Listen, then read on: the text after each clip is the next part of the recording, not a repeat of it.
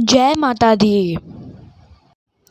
मैं अनिमा आदि सिद्धि मई किरणों से आवृत भवानी का ध्यान करता हूँ। उनके शरीर का लाल रंग है। तीन नेत्रों में करुणा लहरा रही है तथा हाथों में पाश, अंकुश, बाण और धनुष शोभा पाते हैं। ऋषि कहते हैं, चंड और मुंड नामक दैत्यों के मारे जाने तथा बहुत सी सेना का संहार हो जाने पर दैत्यों के राजा प्रतापी शुंभ के मन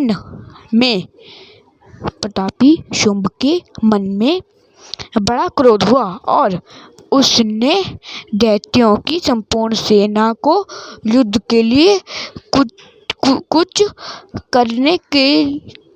करने की आज्ञा दी। वह बोला, आज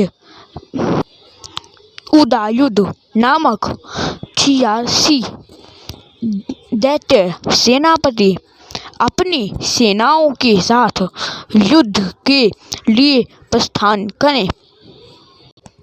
कंबु नाम वाले दैत्यों के 84 सेनानायक अपनी वाहिनी से घिरे हुए यात्रा करें। 50 कोटि वीर्य कुल के और 100 धूम्र कुल के असुर सेनापति मेरी आज्ञा से सेना सहित कूच करें। कालक, दोहार्द, मौर्य और काल के असुर भी युद्ध के लिए तैयार हो मेरी आज्ञा से तुरंत प्रस्थान करें। भयानक शासन करने वाला असुरराज शुंभ इस प्रकार आज्ञा दे सहस्त्र बड़ी बड़ी सेनाओं के साथ युद्ध करने के लिए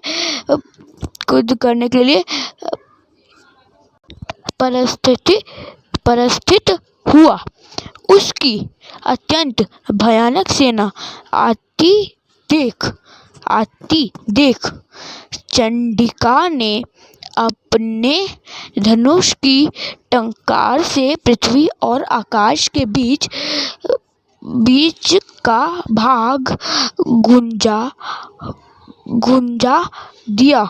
राजन, तदंतर देवी के सिंह ने भी बड़े जोर से दहाड़ना आरंभ किया। फिर अंबिका ने घंटे के शोर से उस ध्वनि को और बढ़ा दिया। धनुष की टंकार, सिंह की दहाड़ और घंटे की ध्वनि से संपूर्ण दिशाएं गूंज उठी। उस भयानक शब्द से काली ने अपने विकराल मुख को और भी बढ़ा लिया तथा इस प्रकार वे विजयिनी हुई।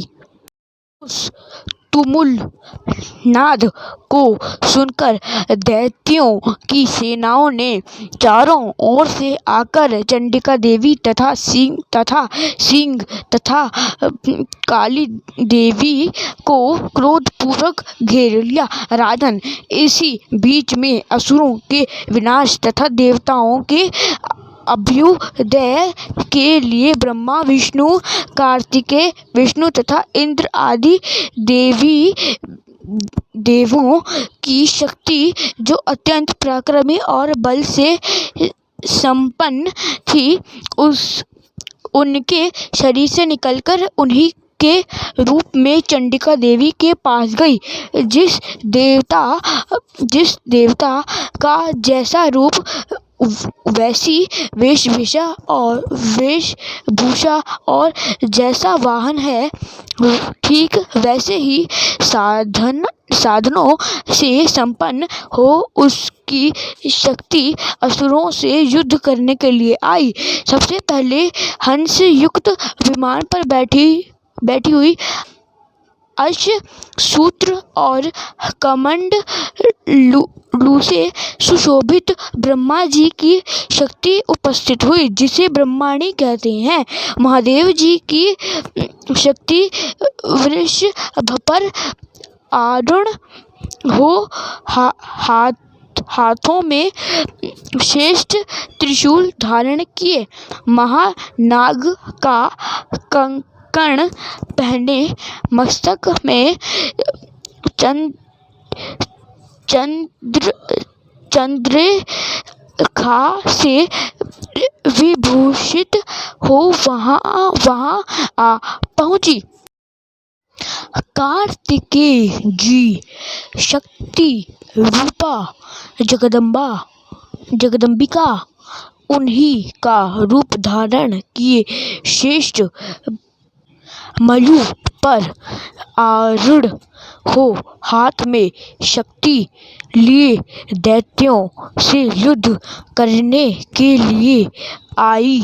इस प्रकार भगवान विष्णु शक्ति गरुड़ पर विराजमान हो शंख चक्र गदा शांग धनुष तथा खड्ग हाथ में लिए वहां आई।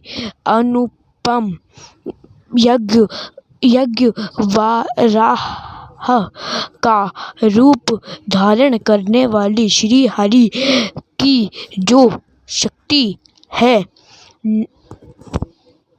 वह भी वराह शरीर धारण करके वहां उपस्थित हुई। नरसिंह ही शक्ति भी नरसिंह के समान शरीर धारण करके वहां आई। उसकी गर्दन के बालों के झटके से आकाश के तारे बिखर पड़ते थे। इसी प्रकार इंद्र की शक्ति वज्र हाथ में लिए गजराज ऐरावत पर बैठकर आई। उसके भी सहस्र नेत्र थे। इंद्र का जैसा रूप है वैसा ही उसका भी था। तदंतर उन देव शक्तियों से घिरे हुए महादेव जी चंडिका से कहा, मेरी प्रसन्नता के लिए तुम शीघ्र ही इन असुरों का संहार करो।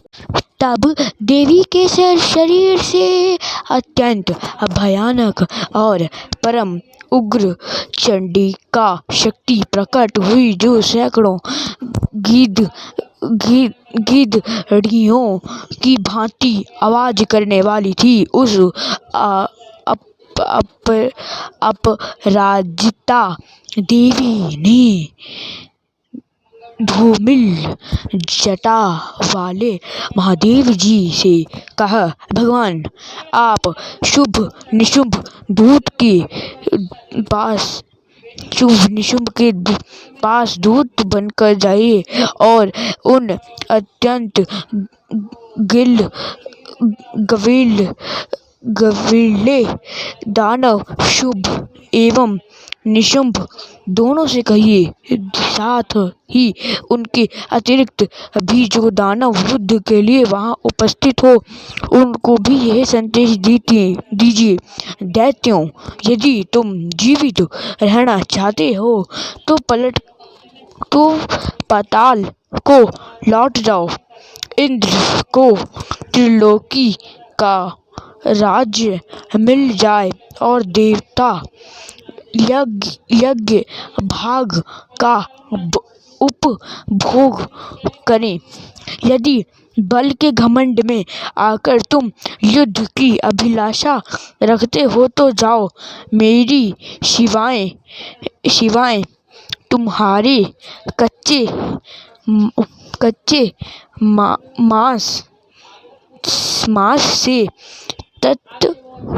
तृप्त हो, क्योंकि उस देवी ने भगवान शिव को दूत के कार्य में नियुक्त किया था, इसलिए वह शिवदूती के नाम से संसार में विख्यात हुई। वह महादैत्य भी भगवान शिव के मुंह से देवी के वचन सुनकर क्रोध में भर गए और जहाँ कात्यायनी विराजमान थी उस ओर बढ़े। तदंतर वे दैत्य अमरश में भरकर पहले ही देवी के ऊपर बाण शक्ति और रिष्टा आदि अस्त्रों की वृष्टा करने लगे। तब देवी ने भी खेल खेल में धनुष की टंकार की और उससे छोड़े हुए बड़े बड़े बाणों द्वारा दैत्यों के चलाए हुए बाण, शूल, शक्ति और फारसों को काट डाला। फिर काली उनके आगे होकर शत्रुओं को शूल से प्रहार से वितीर्ण करने लगी और खट्वांग से उनका कचूमर निकालती हुई रणभूमि में विचरने लगी। ब्रह्माणी भी जिस ओर दौड़ती उसी ओर कमंडलू का जल छिड़ककर शत्रुओं के तेज और पराक्रम को नष्ट कर देती। माहेश्वरी ने त्रिशूल से तथा वैष्णवी ने चक्र से और अत्यंत क्रोध में भरी हुई कुमार कार्तिकेय की शक्ति से दैत्यों का संहार आरंभ किया।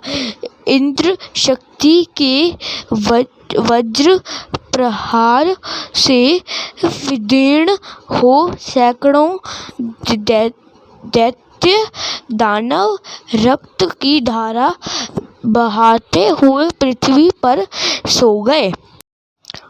वाराही शक्ति ने कितनों को अपनी थूथन की मार से नष्ट किया।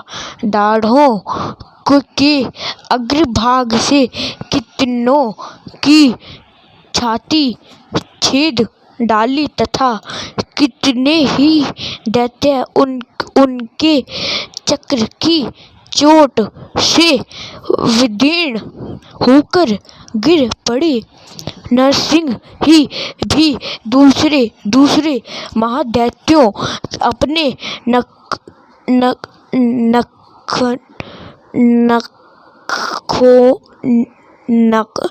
नखों से विदीर्ण करके छाती और सिंहनाद से दिशाओं एवं आकाश को गूंजती हुई युद्ध क्षेत्र में विचरने लगी। कितने ही असुर शिव दूती के प्रचंड अट्टहास से अत्यंत भयभीत हो पृथ्वी पर गिर पड़े और गिरने पर उन्हें शिव दूती ने उस समय अपना ग्रास बना लिया। इस प्रकार क्रोध में भरे हुए मात्र कणों को नाना प्रकार के उपायों से बड़े बड़े असुरों का मर्दन करते देख दैत्य सैनिक भाग खड़े हुए। मर्तंग गणों से पीड़ित दैत्यों के युद्ध से भागते देख रक्तबीज नामक महादैत्य क्रोध में भरकर युद्ध करने के लिए आया। उसने शरीर से जब रक्त की बूंद पृथ्वी पर गिरती तब उसी के समान शक्तिशाली एक दूसरा महादैत्य पृथ्वी पर पैदा हो जाता। महासुर रक्तबीज हाथ में गदा लेकर इंद्र शक्ति के साथ युद्ध करने लगा। तब इंद्र ने अपने वज्र से रक्तबीज को मारा। वज्र से घायल होने पर उसके शरीर से बहुत सा रक्त चूने लगा और उसे उसी के समान रूप तथा पराक्रम वाले योद्धा उत्पन्न होने लगे। उसी के शरीर से रक्त की जितनी बूंदें गिरी उतने ही पुरुष उत्पन्न हो गए। वह सब रक्तबीज के समान ही वीर्यवान, बलवान तथा पराक्रमी थे। वे रक्त से उत्पन्न होने वाले पुरुष भी अत्यंत भयंकर अस्त्र शस्त्रों का प्रहार करते हुए वहां मृत गणों के साथ घोर युद्ध करने लगे। पुनः वज्र के प्रहार से जब उनका मस्तक घायल हुआ तब रक्त बहने लगा और उससे हजारों पुरुष उत्पन्न हो गए। वैष्णवी ने युद्ध में रक्तबीज पर चक्र का प्रहार किया तथा इंद्रिय ने उस दैत्य सेनापति को गदा से चोट पहुंचाई। वैष्णवी के चक्र से घायल होने पर उसके शरीर से जो रक्त बहा और उससे जो उसी के बराबर आकार वाले सहस्त्रों महादैत्य प्रकट हुए, उनके द्वारा संपूर्ण जगत व्याप्त हो गया। कौमारी ने शक्ति से, वाराही ने खड्ग से और माहेश्वरी ने त्रिशूल से महादैत्य रक्तबीज को घायल किया। क्रोध में भरे हुए उस महादैत्य रक्तबीज भी गदा से सभी मृत शक्तियों पर पृथक पृथक प्रहार किया। शक्ति और शूल आदि से अनेक बार घायल होने पर जो उसके शरीर से रक्त की धारा पृथ्वी पर गिरी, उससे भी निश्चय ही सैकड़ों असुर उत्पन्न हुए। इसी प्रकार उस महादैत्य रक्त से प्रकट हुए असुरों द्वारा संपूर्ण जगत व्याप्त हो गया। इससे उन देवताओं को बड़ा भय हुआ। देवताओं को उदास देख चंडिका ने काली से शीघ्रता पूर्वक पूछा, चामुंडे, तुम अपना मुख और भी फैलाओ तथा मेरे शस्त्र पात से गिरने वाले रक्त बूंदों और उनसे उत्पन्न होने वाले महादैत्यों को तुम अपने इस उतावले मुख से खा जाओ। इस प्रकार रक्त से उत्पन्न होने वाले महादैत्यों का भक्षण करती हुई तुम रण में विचरती रहो। ऐसा करने से उस दैत्य का सारा रक्त क्षीण हो जाने पर वह स्वयं ही नष्ट हो जाएगा। उन भयंकर दैत्यों को जब तुम खा जाओगी तब दूसरे नए दैत्य उत्पन्न नहीं हो सकेंगे। काली से ये कहकर चंडिका देवी ने शूल से रक्त बीज को मारा और काली ने अपने मुख में उसका रक्त ले लिया। तब उसने वहां चंडिका पर गदा से प्रहार किया, किंतु उस गदापात ने देवी को तनिक भी वेदना नहीं पहुंचाई। रक्त बीज के घायल शरीर से बहुत सा रक्त गिरा, किंतु ज्यों ही वह गिरा त्यों ही चामुंडा ने उसे अपने मुख में ले लिया। रक्त गिरने से काली के मुख में जो महादैत्य उत्पन्न हुए उन्हें भी वह चट कर गई और उसने रक्त बीज का रक्त पी लिया।